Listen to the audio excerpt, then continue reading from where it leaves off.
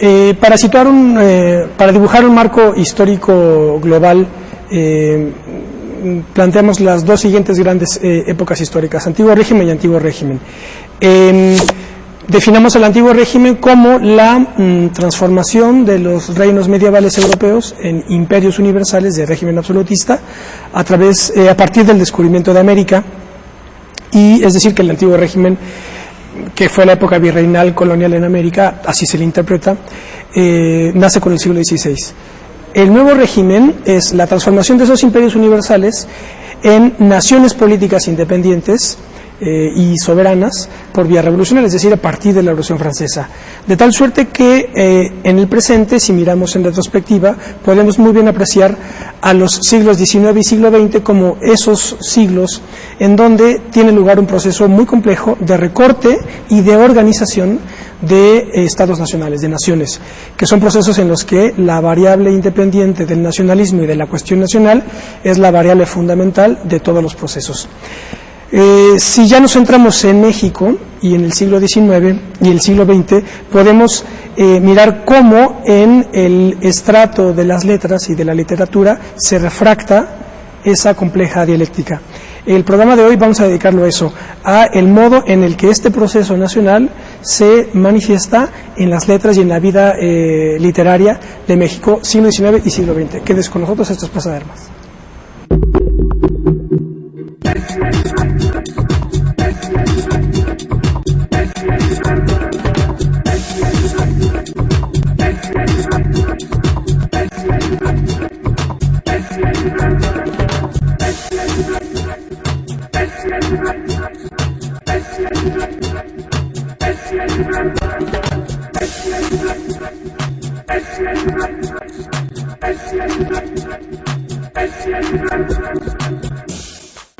¿Qué tal? Qué bueno que están en otro debate de Plaza de Armas aquí por Capital 21. Les recuerdo nuestro correo electrónico plazadearmasc21@gmail.com y nuestra página propia www.plazaarmas.tv.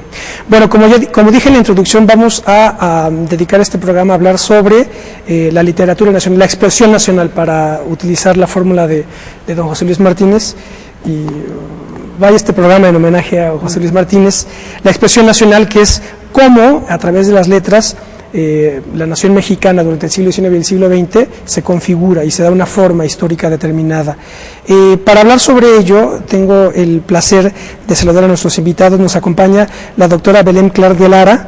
Hola, doctora. Buenas tardes, gracias por la invitación. Al contrario, qué bueno que está con nosotros. Y nos acompaña también el doctor Fernando Curiel de Fosé. Doctor, buenas tardes. No, muy complacido de estar aquí. Ambos son del Instituto de Investigaciones Filológicas de la Universidad Nacional Autónoma de México. Ambos son autores, entre muchos otros trabajos, pero digamos para el tema que nos concierne hoy, Letras Mexicanas del siglo XIX, modelo de comprensión histórica, de la doctora Belén Clark, y correspondientemente siglo XX, ahora nos explicará el título el doctor, pero es siglo XX @lit.mx, que es amplio tratado de perspectiva generacional, es decir, lo propio, pero con el siglo XX mexicano. Pues empecemos un poco por el título, profesor, porque el título. Bueno, el título es para estar un tanto al día, Ajá. ¿no? Entonces está dividido en un título, que es el que has mencionado, Ajá. que llama, creo yo, la atención, y luego ya de manera más clara un amplio tratado de perspectiva, generacional. Entonces, era un juego realmente. Claro. Sí.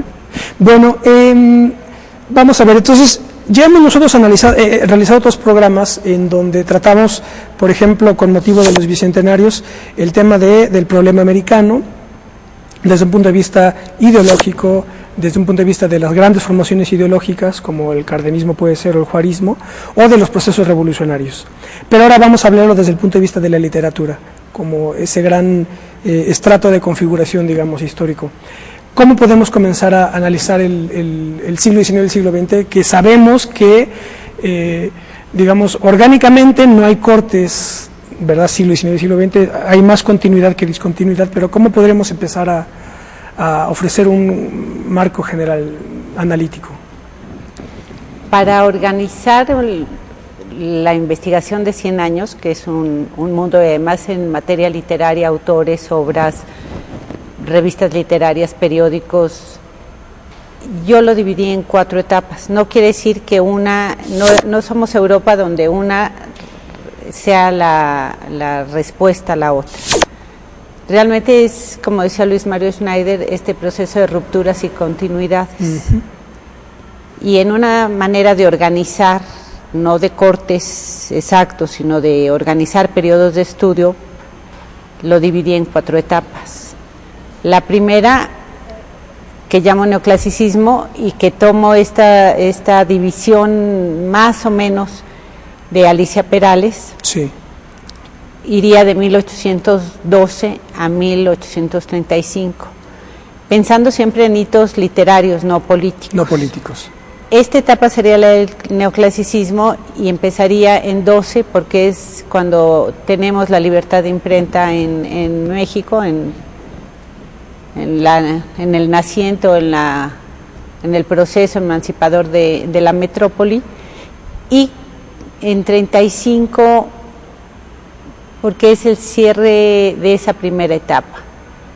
La siguiente empezaría 36, que es la aparición de la Academia de Letrán, y el primer nacionalismo, la primera búsqueda de las letras mexicanas, y lo que se ha llamado hasta ahora el primer romanticismo. Este cierra en 66, porque en 67 empieza la República restaurada, la modernidad en México, por llamarla, pues porque estamos entrando a la modernidad ideológica, un poquito más tarde a la económica y sí, a la literaria o cultural un poco después. Todo en un proceso muy rápido. En 67 entramos a la República restaurada, se van a separar los hombres de la pluma del gobierno juarista en una pugna política y va a iniciarse lo que después vamos a conocer como la República de las Letras. Esta etapa llegaría hasta 1875 y le llamo el nacionalismo, segundo romanticismo se le ha llamado. Y en 76 empezaría la etapa que Alicia Perales llama del modernismo y yo prefiero llamar de la modernidad, porque no es un solo movimiento literario el que se da en estos últimos años, en el último tercio del siglo XIX, sino que están aflorando todos al mismo tiempo. Esa es la modernidad, ese es el eclecticismo, y se va a dar la búsqueda hacia la universalidad en las letras. El modernismo que llevaría la batuta sería literariamente este movimiento, pero tomando de los otros lo que considera que tiene bello.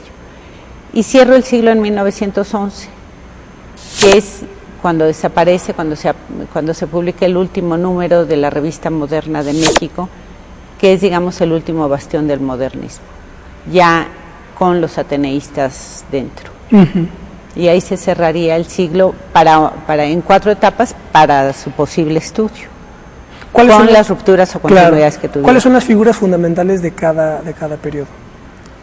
Hombres literarios estarían en los Lacunza, en la primera etapa, Ignacio Ramírez, pero vamos a ver cómo continúa todo el siglo, Guillermo Prieto.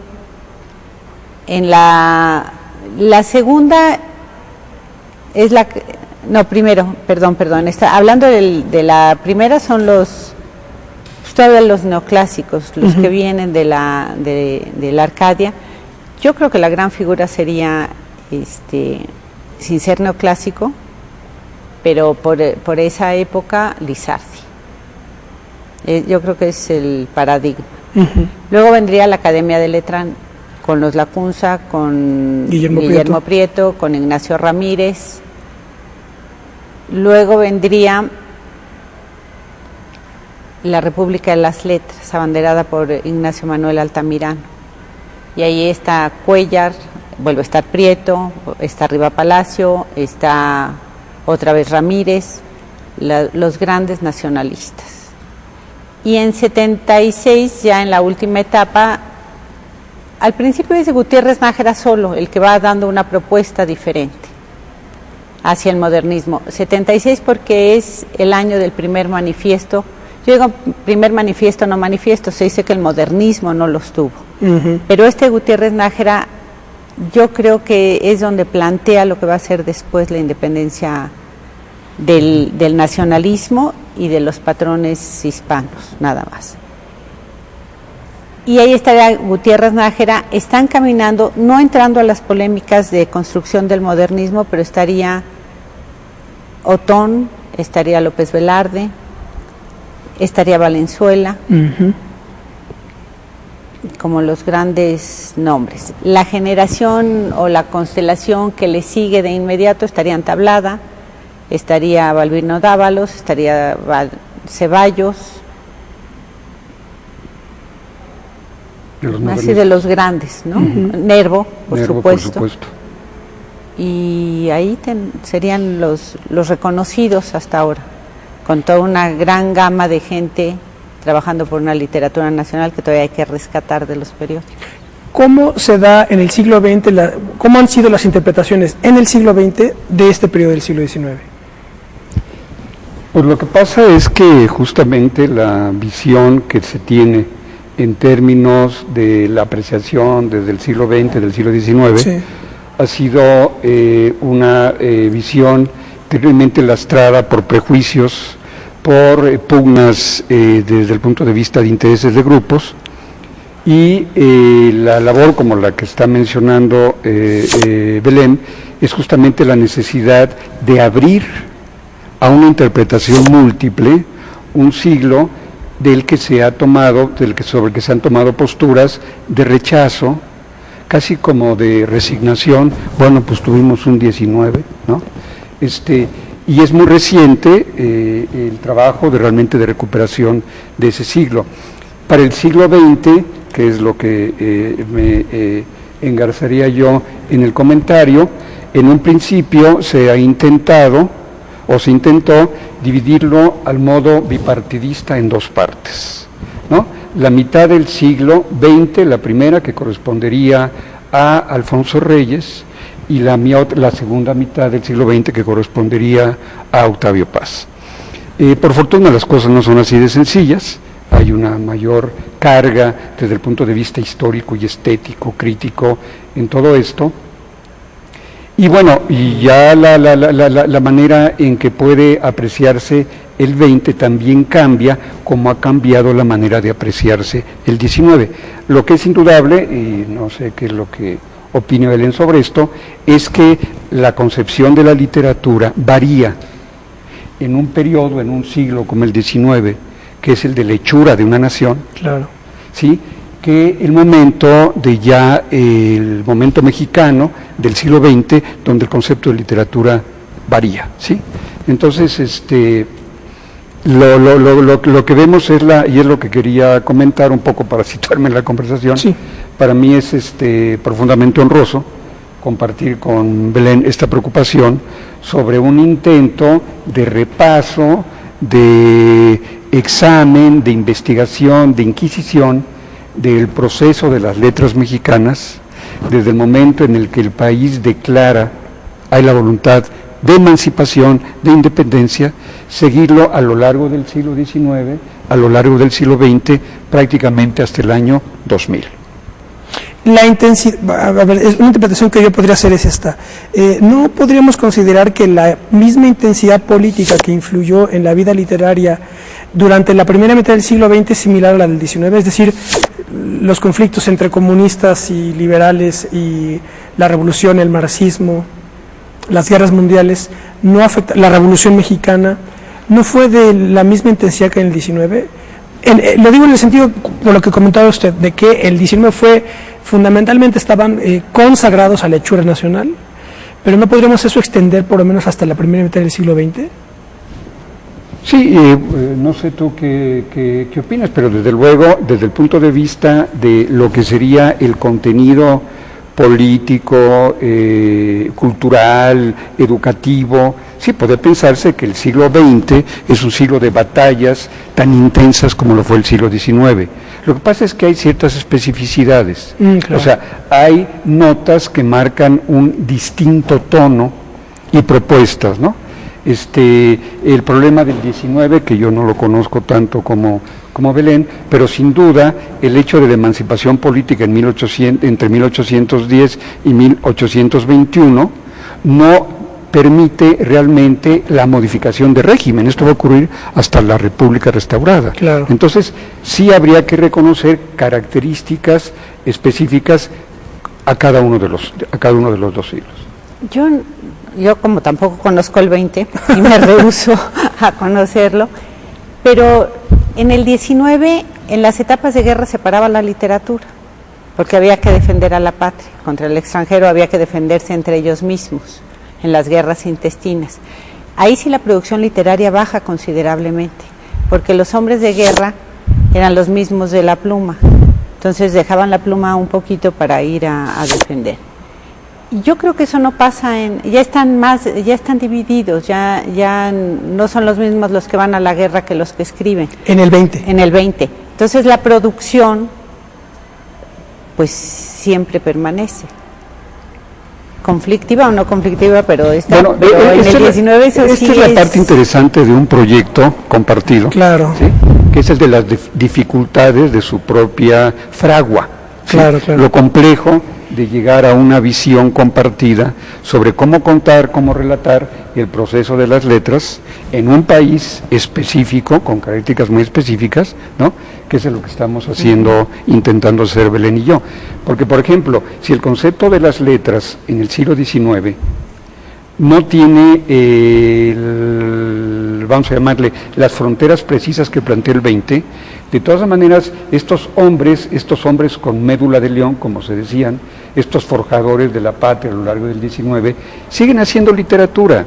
Lo que pasa es que es una literatura oratoria, es una literatura constitucional, es una literatura de orden periodístico, claro. Pero el ejercicio como tal de las letras continúa, no la producción estética específica, porque se están en condiciones de invasiones extranjeras, de divisiones internas, de una guerra larguísima que se inicia prácticamente en el momento de la independencia entre la postura liberal y la postura conservadora. Pero bueno, yo sí creo que se sigue de alguna manera ejercitando por otras vías, por otros medios, las letras. Bueno. A lo largo del 19. Luego en el siglo XX, nada más como un comentario, sí. Desde luego también hay momentos de especial complejidad en la vida política, militar, económica, etcétera, etcétera, que llevan a trastocar un tanto la producción normal del sistema literario, ¿no? Pero también a su vez produce un determinado tipo de género, pues es el fenómeno de la novela de la Revolución. Claro, ¿no? Totalmente, sí. Entonces, lo que habría que encontrar es justamente lo que distingue las simpatías y diferencias entre uno y otro siglo. Pero sobre la pregunta de si las batallas políticas sociales del 20 no son comparables a las 19, desde luego que sí, de la misma intensidad. Tengo aquí en la entrevista clásica de Carballo a Vasconcelos, hay una parte en la que dice Vasconcelos, bueno, le pregunta a Carballo, ¿qué razones lo movieron a escribir los 4 tomos de su autobiografía, mejor, de sus memorias? Y entonces dice Vasconcelos, pero Vasconcelos estaba con la desesperación vasconcélica que la cuña Reyes, ¿verdad? Dice, la mala suerte engendra toda la literatura. Escribí mis libros para incitar al pueblo contra el gobierno. Me creyeron un payaso. Escribir es hacer justicia. No quería séquito literario, quería gente armada. ¿Qué escritor que en verdad lo sea no es un político? El que ignora la política está perdido. Igual le ocurre al que se evade de la realidad. Pues más bien parecía un retrato de Simón, ¿no? Es lo que iba a decir. Es el último gran... Ahí disculparía, ¿no? A la literatura nacional, tan atacada por después del siglo XX. Sí, lo que pasa es que, bueno, esto sería ya otro aspecto, que es justamente el de las guerras internas en cada grupo y en cada generación, ¿no? Claro. Ocurrió lo mismo en el 19 que en el 20, ¿no? No, conservadores y liberales sí se daban con el rifle y en el siglo XX nada más se daban en el periodismo. Yo creo que usas el término literatura en el aspecto decimonónico. Letras era todo. Hasta final del siglo, que se va hablando de las bellas letras y se va haciendo, o durante el siglo, pero se trata de hacer una separación que se va a lograr tal vez hasta el final. Vamos a hacer un corte. Estamos de vuelta con ustedes en un minuto. Bueno,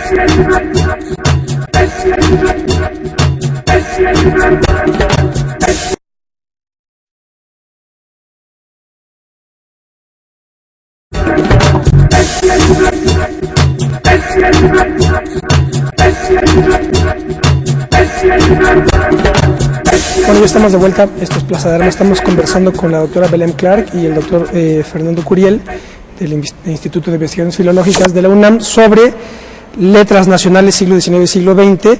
Aprovecho para comentarle otras publicaciones de la doctora Clark.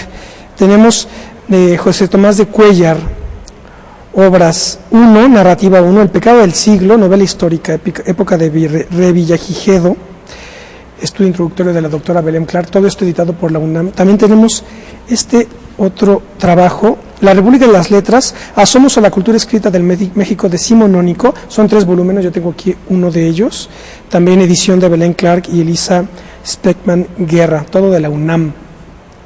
Trabajos espléndidos de reconstrucción y de recopilación de material literario, y también la construcción del modernismo. Este es edición de usted también, ¿verdad, doctora? Con Ana Laura Zavala, la construcción del modernismo de la UNAM. ¿Por qué no hablamos ahora, doctor Curiel, así como nos ofrece la doctora las 4 grandes periodos del siglo XIX, qué pasa con el XX? Sí, los intentos, y que de alguna manera se reflejan en el libro, y sobre todo en la práctica del seminario de posgrado de la Facultad de Filosofía y Letras, es el ir reconociendo como ciertos trechos del proceder literario a lo largo del siglo XX.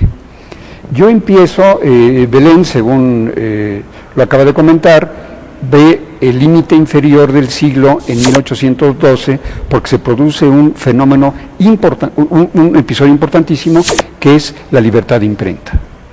Esto habla ya de la democratización, ¿sí?, del texto, del discurso. Bueno, y que coincide con el hecho de que Morelos toma el timón del proceso, ¿no?, político. Tiene sus correspondencias. Ahora sí, volveremos a ese punto. Entonces ella lo lleva con sus 4 periodos y sus movimientos del romanticismo nacional, lo lleva hasta el año de 1911, porque es el año en que muere el director de la revista Moderna, ¿sí?, ya llamada Revista Moderna de México, Jesús E. Valenzuela, y desaparece la revista. Entonces hay razones que tienen que ver con el discurso. Sí. Por un lado, la libertad de imprenta, y por otro, la desaparición de Revista Moderna de México, la muerte de su director. Yo tomo el siglo literario, el siglo XX, siglo tan polémico también, tomo el siglo XX a partir de 1898, que es la aparición de la Revista Moderna, ya como una expresión clarísima de independencia, autonomía, emancipación literaria. Sí, literaria. Y lo termino en el año 2000, porque desde el punto de vista generacional hay un fenómeno en 1995, que es la aparición del crack. Autoproclamándose generación, pese a que ya los temas generacionales estaban totalmente desacreditados, este es un grupo que irrumpe con el ánimo de generación. Y en el año 2000, derivado, pero además ya multitudinario, del crack, hay un movimiento que se llama de los enterradores. Enterradores, que también se proponen a través de un manifiesto como generación. Si en el crack son cerca de 8, en el caso de los enterradores la lista anda en 67, 68. Ahora, ¿cómo ver ese límite inferior y límite superior en términos de periodos más o menos característicos? En el ejercicio que hacemos en este intento de repaso generacional, vemos una especie de continuidad entre el modernismo, el Ateneo, sí, y las vanguardias, lo cual va llevando ya donde estarían contemporáneos, ¿sí? Estarían estridentistas, estarían agoristas, lo cual lleva ya a una periodicidad que correría de 1898 hacia 1830, 35. 1930. Por ahí, ¿no? Luego vendría ya lo que es un periodo de grandes pugnas de movimientos literarios e ideológicos, donde está la novela de la Revolución, que había empezado antes, donde está el movimiento indigenista, donde está el neocolonialismo. O sea, hay un enorme debate ideológico estético, ¿sí? Que termina allá por 1940. Luego habría otro trecho que corre de 1940 a 1968, que para mí es el momento de la desinstauración de la Revolución Mexicana, y luego de 68 al 2000. Entonces, aquí lo que hay es una propuesta por debatirse, por analizarse, etcétera, ¿no?, que comprende 2 siglos de literatura mexicana, tal como lo plantea y lo analiza Belém, y tal como yo intento plantearlo por lo que se refiere al 20. ¿Cómo se dan? ¿Hay correspondencias? ¿Cómo hay hilos vasos comunicantes entre unas y otras? ¿Podría decirse o no? ¿Entre las etapas? Sí. Entre el 20 y 19. Sí, por supuesto. El modernismo, que por eso lo retoma Fernando, no se va hasta los orígenes con Gutiérrez Nájera y José Martí en México, sino la revista moderna ya como grupo. Yo creo que es la primera vez que ellos se manifiestan como un grupo. Somos los decadentistas. De ahí a que lo fueran es otra cosa, pero así se proclaman. En el otro transcurso en el resto del siglo, como que son los mismos que se van pasando de una etapa a otra. Tenemos un Guillermo Prieto que empieza jovencito en el 18 y muere en el 97. O sea, que camina todo el siglo en todos los movimientos. Como grupo yo creo que sí es con tablada a la cabeza cuando se encabalga con el siglo XX, son los que se encabalgan. Ahora, las correspondencias están también en el modo de contarlo, en el modo de estudiarlo, ¿sí? Hay un antecedente, trabajamos un artículo, la doctora Belén Clark, la doctora Guadalupe Curiel y yo, que en el marco de un homenaje al doctor Álvaro Matute, que es del tipo de historiador muy preocupado por la literatura. Aquí en el fondo lo que estamos planteando es realmente de la necesidad de trasvase de distintas disciplinas, máxime tratándose de una sociedad como la mexicana, o sea, la parte estética, la parte política, la parte educativa, etcétera. Entonces, hicimos una propuesta para intentar crear un modelo que permitiera ese estudio integral. Entonces, los puntos de coincidencia es que, por ejemplo, no vemos la literatura como un fenómeno aislado de autor-obra, sino como un sistema literario, donde se abarcan todos los componentes de la vida literaria, donde están el autor, el lector y todo lo que hay alrededor, la recepción, la crítica, la canonización, la desaparición, el desprestigio, el prestigio, todo lo que esto acarrea, hasta el extremo de en el siglo XX crear realmente una importante burocracia literaria. Entonces, estos serían como elementos comunes, según yo, para ver fenómenos distintos, como es el paulatino proceso de construcción de la literatura mexicana del XIX, ¿no? Y digamos ya una prosperidad, por llamarla así, claro, a lo largo del siglo XX. No sé si... Yo hablo, por ejemplo, de constelaciones, porque son muchas estrellas brillando en el mismo firmamento, chicas y grandes. Y es la mezcla de los jóvenes con los mayores, con los ancianos. O sea, están todos dándose el espaldarazo, jalándose, leyéndose, corrigiéndose para construir esa literatura mexicana, discusión que se da en los 80, por ejemplo, en el Liceo Hidalgo. Existe una literatura nacional y Gutiérrez Nájera va a decir, la nacional es una parte nada más y se da por ciertas circunstancias. Dice, ahora me preguntan si hay una literatura mexicana, sí la hay, pero estamos naciendo y hay que hacerla madurar y hacerla crecer. Y eso es esa etapa de fin de siglo, ya quitarse el nacionalismo y crecer con una literatura que va en proceso de maduración, pero a la altura de la literatura universal. Y ahí empieza la modernidad digamos, en las letras. Realmente el programa nos está obligando a repasar cosas que ya teníamos sí, esclarecidas hace tiempo, pero que ahora estamos... Las discusiones que tuvimos... Las discusiones ya saldadas. Pero estamos realmente ya se nos había olvidado. Actualizando, ¿no? O sea, partimos también de una noción en la literatura del actor colectivo, no el individual. O sea, reconocemos la genialidad, la excepcionalidad, el carácter irreductible de algunos autores, que son ese y no hay otro parecido. Pero desde el punto de vista de la historia literaria, nos vamos por el actor social, ¿sí?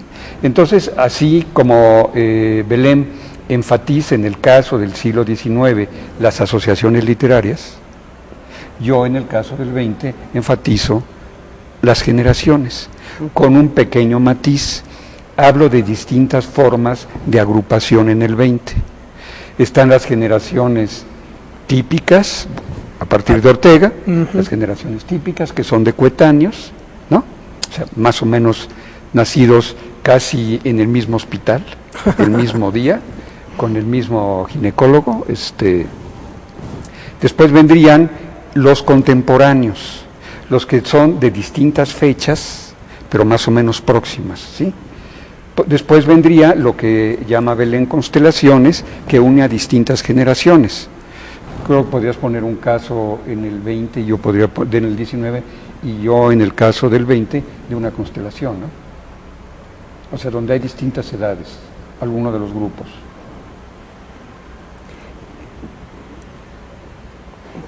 La República Restaurada. Ahí convergen varios, ahí claro, están todos. Y son distintos. Está un Altamirano, está un Justo Sierra, y es joven, y está entrando un niño Gutiérrez Nájera, ¿no? Claro. O sea, ahí están. Y en el transcurso se van a ir dando la mano, el espaldarazo, la ayuda, con sus diferencias, claro, y su visión de la literatura independiente. Y lo que dice Fernando, las genialidades, pero siempre en una relación social. En los grupos, en los periódicos, en las revistas, en la congregación, el Renacimiento, que es la gran revista de la República Restaurada.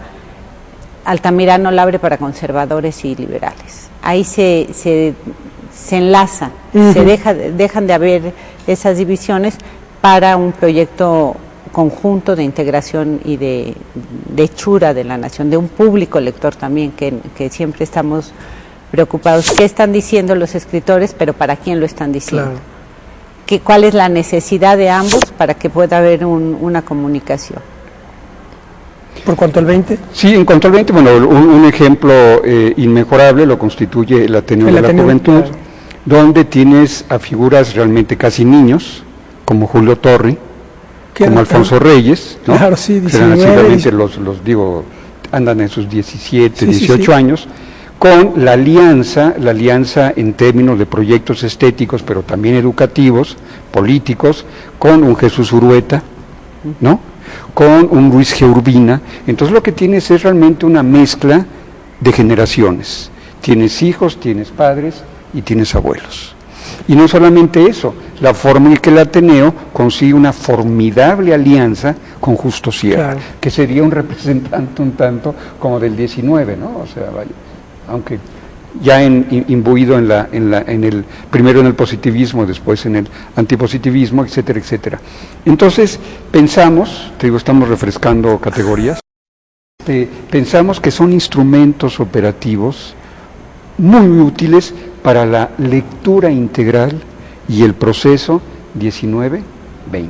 Ahora bien, estamos hablando desde un punto de vista nacional, pero ¿qué es lo que pasa, digamos, regionalmente? Es decir, evidentemente que es la Ciudad de México, habría que ver 19 y 20, pero la Ciudad de México evidentemente que es un punto neurálgico, pero ¿dónde más? Guadalajara, San Luis Potosí. Tomás de Cuéllar, por ejemplo, es potosino, ¿correcto? No, estuvo una época, yo digo que exiliado por pleitos con Juárez, cuando se empieza a separar la República de las Letras. Yo creo que sería Puebla, Jalisco, Veracruz, el sureste, Oaxaca, Chiapas.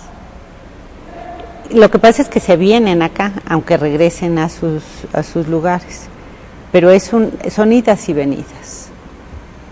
Es más el vaivén. Digamos que la fuerza de atracción de la Ciudad de México es mayor en el 19 que en el 20, ¿podría ser? No sé. En el 20, por ejemplo, en el 20 bandera hasta, de provincias hasta 60, y contemporáneos, por ejemplo, sí. ¿no? Dos grupos que estaban en Ciudad de México y en Guadalajara.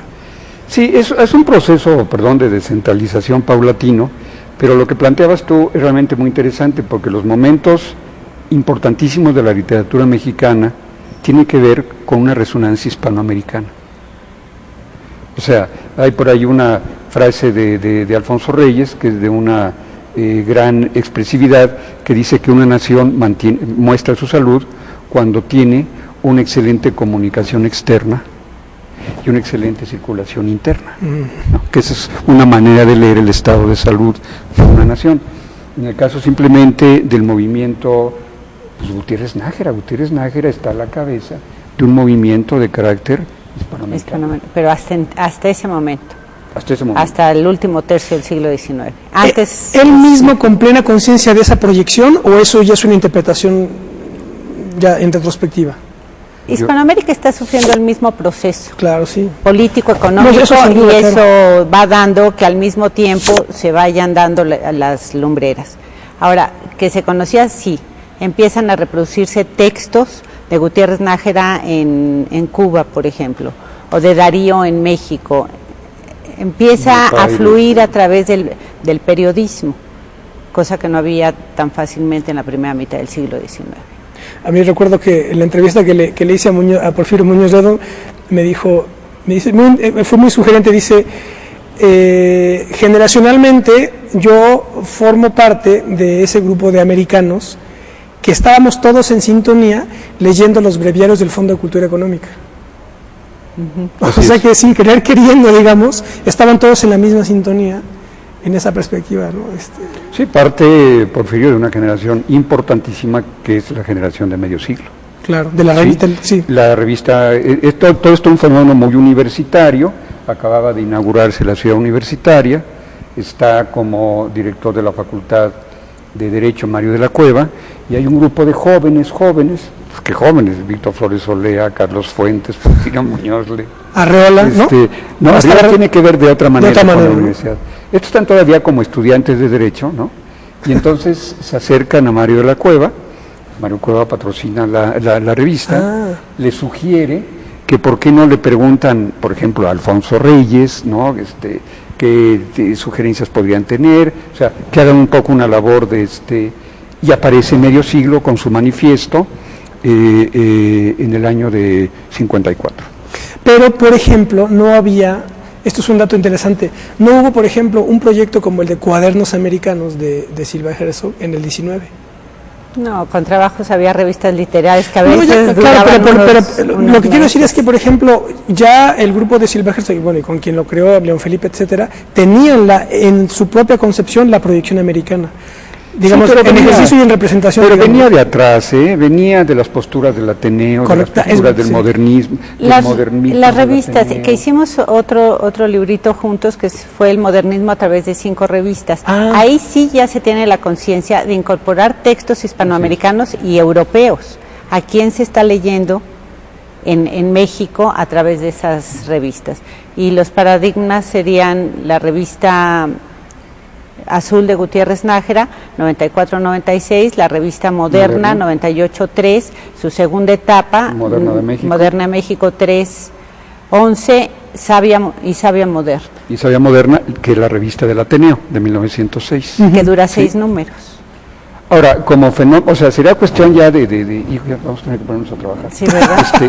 El de ya plantearse la temática concreta, ¿no? Porque, por ejemplo, un formidable remate de la vocación hispanoamericana en el siglo XX, pues es el boom, claro. La nueva novela latinoamericana, ¿no?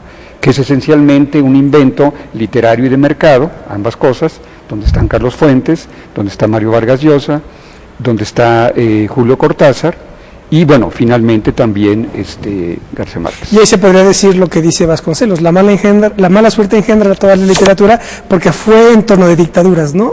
Era la figura del tirano Banderas, que es el modelo de Valle Inclán, puesto por y también en términos de un gran desarrollo de la literatura como movimiento estético autónomo en América Latina. Claro. Porque lo que el boom hace es que también recoge la producción de una serie de precursores fundamentales, bueno, Onetti, Carpentier, etcétera, Marichal, etcétera, ¿no? sí. Vamos a hacer un corte más, estamos de vuelta con ustedes, estamos hablando sobre literatura, expresión nacional mexicana, siglo XIX, siglo XX. Estamos de vuelta en un minuto.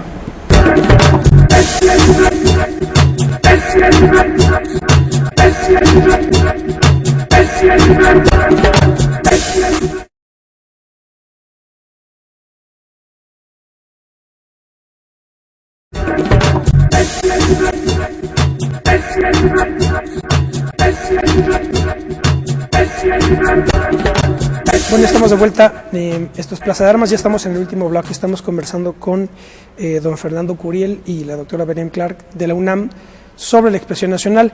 Y ya para cerrar precisamente, aprovechar al máximo y de la mejor manera posible nuestros últimos minutos, yo volvería al proyecto de don José Luis Martínez, La expresión nacional, que aquí, este es un texto del 55. Aquí don José Luis Martínez plantea, digamos, las líneas maestras de lo que de lo que está por hacerse. ¿Cómo podríamos hacer un balance de este proyecto y qué es lo que falta por hacer? Yo creo que en los últimos 30 años ha habido un impulso de regresar al siglo XIX, que eso es lo valioso de las directrices que dio José Luis.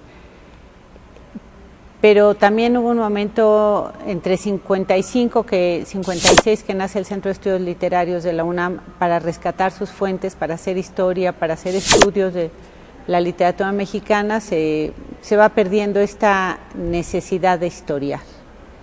¿Cómo estamos? A través de diferentes instituciones creo que se han hecho cosas. Se rescató las obras de Altamirano, de Prieto, de Ramírez. Estamos trabajando las de Cuéllar, las de Gutiérrez Nájera, Tablada, con sus bemoles. Se han editado revistas importantes, los facsímiles, pero es una mínima parte de todo lo que hay en los periódicos del siglo XIX. Hay material de nombres desconocidos, de novelas desconocidas, de, como decía alguna vez, los olvidados, ¿no? Esa es la literatura todavía del XIX. Se ha hecho, sí se han hecho muchas cosas. Falta la mayor parte por hacer. La mayor parte todavía. Yo añadiría nada más que reforzando el planteamiento de José Luis Martínez, que con toda razón has mencionado que es un homenaje a este programa, volver a la necesidad de una lectura integral de los dos siglos. Claro. No separar 19 y 20, claro. Porque hay demasiadas articulaciones, vasos comunicantes entre un y otro. Y tiene que ver básicamente con el empeño de este país, que ahora es muy discutible y no nos vamos a meter, en el asunto justamente de la decisión de autonomía, de emancipación, de independencia, que terminó abarcando también el mundo simbólico de las artes, de la literatura, etcétera, etcétera. Y yo quisiera aprovechar también, ahora que se mencionan homenajes, a dos autores, que estoy seguro que la doctora Belén Clark, dos investigadores, compartirá en buena parte esta mención. Uno es a Luis Mario Schneider, claro, que editó justamente la segunda edición de La expresión nacional, que es un libro que requiere releerse una y otra vez, es muy importante, sí. Así como la técnica en literatura. José Luis es un autor realmente que heredó muy bien la preocupación de Alfonso Reyes de pensar la literatura, no solamente hacer la crítica coyuntural, sino pensar la literatura. Bueno, uno sería Luis Mario Schneider, con un libro que se llama justamente Ruptura y Continuidad, ¿sí? que amerita una reedición, y desde luego el trabajo de investigación y divulgación de Fernando Tola de Javich, que está recogido en varias colecciones y en 3 tomos que se llama Museo Literario, básicamente sobre el siglo XIX. Y la obra de mecenas de Fernando Tola, de reeditar cosas, libros muy, muy importantes, son 30 la colección de La Matraca. Desgraciadamente se suspendió. No son las ediciones científicas, pero están los textos. ¿Qué otra cosa creo que hace falta en el 19? Una historia, varias historias. No las tenemos, hemos trabajado todo el siglo XX o con la de Carlos Peña o repeticiones que han acabado siendo manuales para estudios preparatorianos. Diccionarios. Lo que se hizo en el 20 fue realmente, un trabajo perdido de Ernesto Braubel y el fichero de Ángel Muñoz, que el intento es muy bueno, pero falta muchísimo y hay que revisar ciertas cosas de ahí. Entonces, nos falta, hay mucho por hacer. Proyecto editorial de la que me parece fantástico, de la editorial, es editorial Ayacucho, ¿no? El venezolano. Uh-huh. ¿Ese es un proyecto que sigue en marcha? No, uno es archivos y otro es la biblioteca de Ayacucho, ¿no? Hasta donde yo sepa, ambos están medio... Archivos quizá está, archivos medio debilitados. Está parado. Ha sacado algunas cosas. Pero ya está parado. Pero está parado. Sí, me lo pregunto por la proyección claro. hispanoamericana otra vez, volver a esa perspectiva. Y Ayacucho creo que tiene muchos años parado, porque ¿sí? José Luis Martínez, cuando el centenario nageriano preparó lo de Gutiérrez Nájera y nunca se publicó. Uh-huh. O sea, son grandes proyectos que se ven truncados tarde que temprano. Institucionalmente, este esfuerzo, ya lo comentó usted, doctora, fue la creación del Centro de Estudios Literarios. ¿Qué otras instituciones se podrían mencionar en este sentido?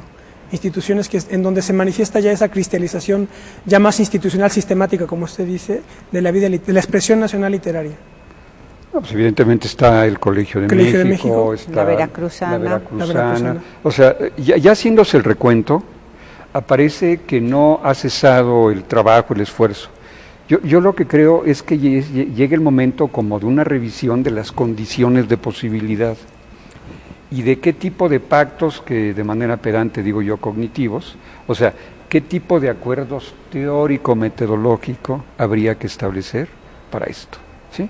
Ahora, igual, no sé, esto puede ser un proyecto editorial en el sentido comercial, así como se hacen de repente determinadas historias, revolución, independencia, etcétera, etcétera. Bueno, bajo estas perspectivas, de repente proponerse una historia de la literatura mexicana entre los siglos XIX y los siglos XX. Por ejemplo, la expresión nacional fue un proyecto de José Luis Martínez pensado para quién. Eran ensayos que luego se reunieron correcto. No lleva una continuidad, habla se trató de ordenar cronológicamente y luego decir las tareas que había por hacer, pero no fue pensado, creo yo, como libro. No sé si venga una edición pronto de las obras completas, pero va a permitir ver a José Luis Martínez en una tarea permanente, repito, de pensar. Edición de obras completas de José Luis Martínez. ¿Cuántos tomos van a hacer? No, pues quién sabe. ¿Quién es el récord? Porque Alfonso Reyes sería formidable. Va en 26. Va en 26 y vienen los 7 Vienen los tomos en los proyectos en los que estamos involucrados. Vienen 7 tomos del diario, que es un monumento, es un documento importantísimo. Hay varios epistolarios que están todavía por publicarse. Sí. No hay Reyes para rato. Sí, yo creo que Reyes. Y un intento de hacer un recuento, porque queríamos hacer una historia y no teníamos todavía ni estos libros ni estas propuestas, fue La República de las Letras. Un acercamiento de Fernando siendo director de filológicas con la doctora Guedea siendo directora de históricas, de ver para dónde caminamos.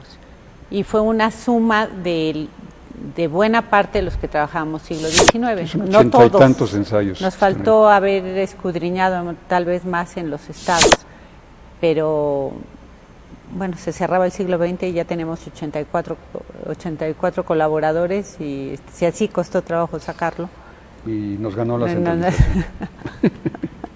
Bueno, pues les agradezco muchísimo, doctora Clark, doctor Curiel, por haber estado con nosotros. Contrario. Fantástica charla y bueno, pues espero que piensen lo mismo quienes nos miran. Tenemos entonces, entre otras cosas, Letras Mexicanas del XIX, modelo de comprensión histórica de Belém Clark, y siglo XX, @lit.mx, amplio tratado de perspectiva generacional. No deben de considerar estos trabajos para especialistas. Sería deseable que cualquier ciudadano se interesase por esto. Forma parte orgánica de la vida política de este país, no es una cuestión, ¿verdad?, de erudición cultural, sino forma parte de nuestros grandes problemas nacionales para evocar aquí están refractados de alguna manera. Es un par de provocaciones, sí. Exactamente. Muchas gracias. Muchas gracias. Bueno, y nosotros nos vemos la próxima. Hasta pronto.